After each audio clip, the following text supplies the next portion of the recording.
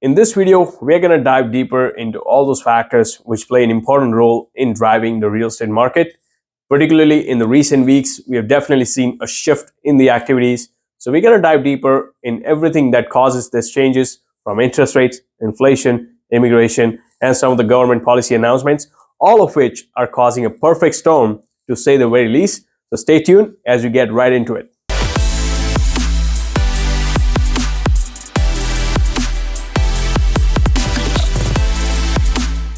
Hey, if this is your first time to this channel, welcome. And if you want to know everything there is to know about living in Kitchener, Cambridge and Waterloo, then subscribe below and tap on that bell for notification so you can be the first to learn about the current market in Kitchener, Cambridge, Waterloo and surrounding towns. My name is 𝐑𝐄𝐂𝐻𝐿𝐿𝐿𝐿𝐿. I'm a local real estate agent serving Cambridge, Kitchener, Waterloo and surrounding areas. I do get calls, texts, emails from people just like you and you looking for help in making their move to Cambridge, Kitchener, Waterloo and surrounding areas, and I absolutely love it. So whether you're thinking of moving in 9 days or 90 days, be sure to give me a call, shoot me a text, send me an email, or you can even schedule a Zoom call. All the information you will find right in the description below. We'll be more than happy to help you make a smooth move to Cambridge, Kitchener, Waterloo and surrounding towns. Alright, so the number one thing that's actually scaring the buyers to make them rush into this market is the fact that immigration is happening so rapidly, and the Liberal government is actually making a huge push for it. Just think about it. Last November, they announced a plan to expand the immigration further and reach to the target of 500,000 people per year. And we are actually already exceeding that year over year. I mean, last year alone, we called over 1 million immigrants into this country, and the government obviously wants to expand on it further. Without a clear plan in mind around how they will actually support the housing needs that will be caused as a result of this immigration happening to this country in the coming year. Now, that's only making the buyers thinking that, they will be completely priced out of this market with the demand-supply equation completely out of balance. Not that it is balanced at the moment at all. All right, so let's talk about the interest rate for a moment. So as we know, last two rate announcements, the Bank of Canada governor did kind of stay on the sideline, not changing the rates in any direction, at least not increasing the rate. That came as a relief to a lot of variable rate mortgage holders, as well as many people who wanting to buy in this market, because it's been difficult to even qualify for a mortgage at these rates that they are right now. And the reason for them to do so is because the inflation numbers are actually responding positively to what they have done in the past few months with the rapid rate hikes right one after another. However, they have obviously clearly mentioned that there is definitely a looming possibility of a rate hike in near future, shall the inflation does stay adamant and does not come further down.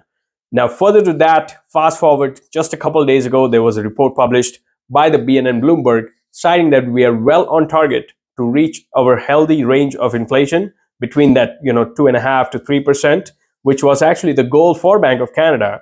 We are on target to reach that inflation number by mid this year.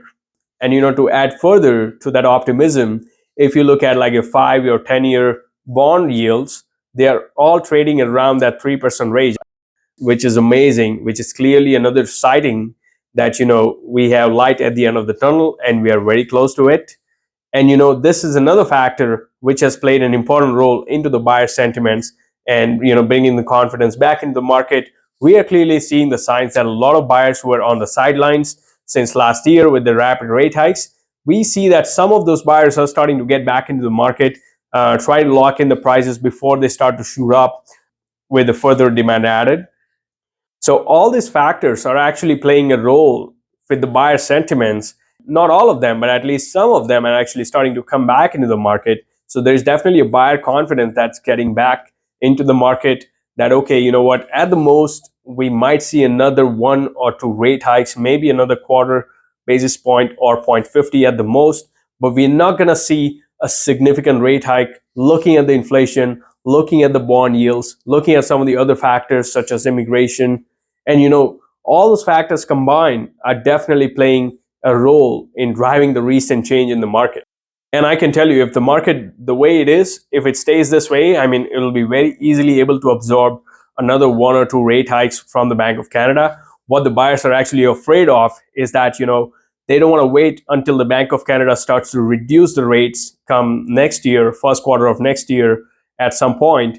And suddenly all of the buyers who were on the fence for a while, now all of them are back into the market while of course the supply equation has not been solved, and they will be rapidly priced out of the market. So I did say a lot of things there, but what I'm trying to say, it does appear that there are early signs of the buyer having the same sentiments as they did back in 2021, early 2022, which is definitely not healthy for the market. It's, at the very least, it's not going to result in a balanced market, but obviously it's going to result into a seller market overnight.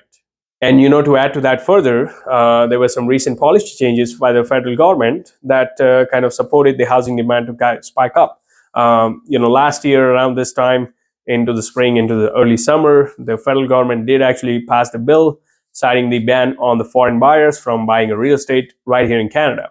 Now, that did take effect in January of this year, but what actually happened is, there was a recent amendment to that bill that happened just a few weeks ago, citing that, any foreign national with the work permit that's valid for 183 days or more, which is ideally around 6 months or more validity of their work permit, let's say temporary workers or workers on open work permit after their study permit expires, all those people who are not permanent residents of Canada, they will be actually able to buy a real estate here in Canada without any restriction.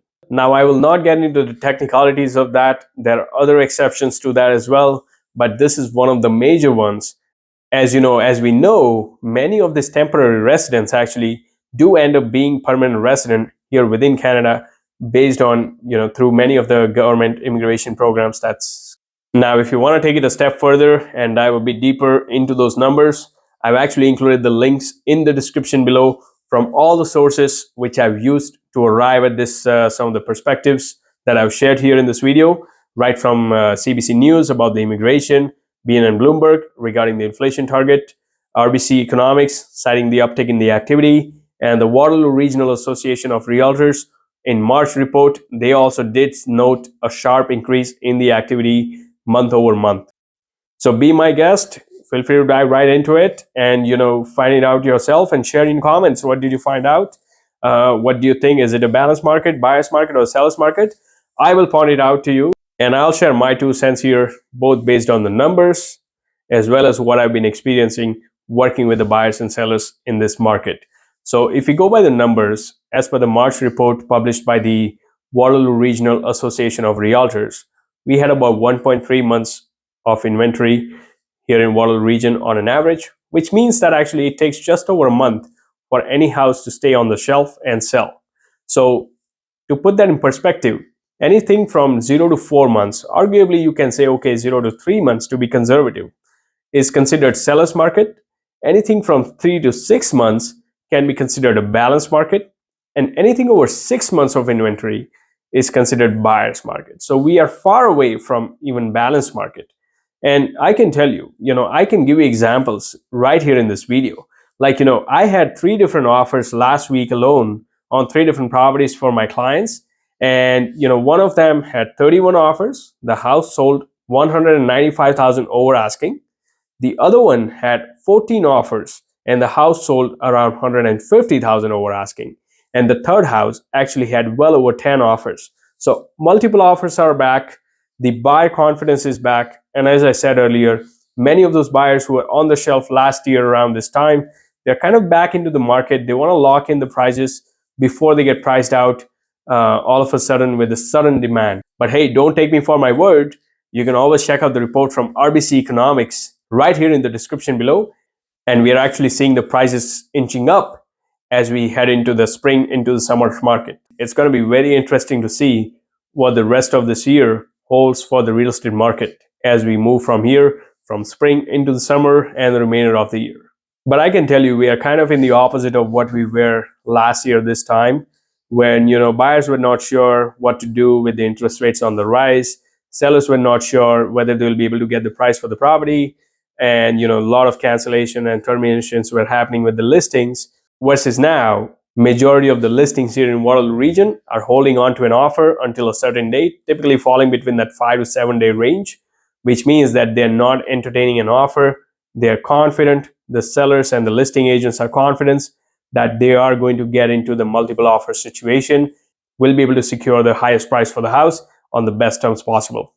And it's actually causing a domino effect, because more and more buyers are starting to realize that, okay, we are getting priced out, we are getting outbid in the market. So it's better that we secure something sooner than later, which is an unfortunate reality of this market. It's not a healthy market. Honestly, the last quarter of 2022 was a much better time for any buyer wanting to buy in this market. So the second half of last year, majority of my clients were actually veteran investors. So they have been in the market for some time. They own a multiple piece of real estate and they knew what they're doing. But I barely worked with any first time buyers in the second half of last year. But those investors did know what they're doing. I mean, we could go and see the house. We could put our conditions. We could try to negotiate on the price. We were not rushed to put an offer. The client would actually take a look at the house. Look at the neighborhood, kind of sleep over it for a couple of days. We'll maybe go back and see again to see if there is anything that needs to be done, and then we would kind of go and put an offer. So things were that good. But I can tell you the unfortunate reality of the current market is much different. At least it's too early to kind of conclude anything at this point. We are still in the early spring. We'll see what the rest of the summer holds for us. But from what it seems, there are definitely early signs of market, turning rapidly. So let me know in the comment below, what do you think about this market and where it is heading towards? The idea was to really give you a perspective as to what's happening in the current market and what's causing a recent shift in the market that we have seen. But I hope you did get some value. If you did, well, you can subscribe below and tap on that bell for notifications so you can be the first to learn about the current market in Cambridge, Kitchener-Waterloo, and surrounding towns.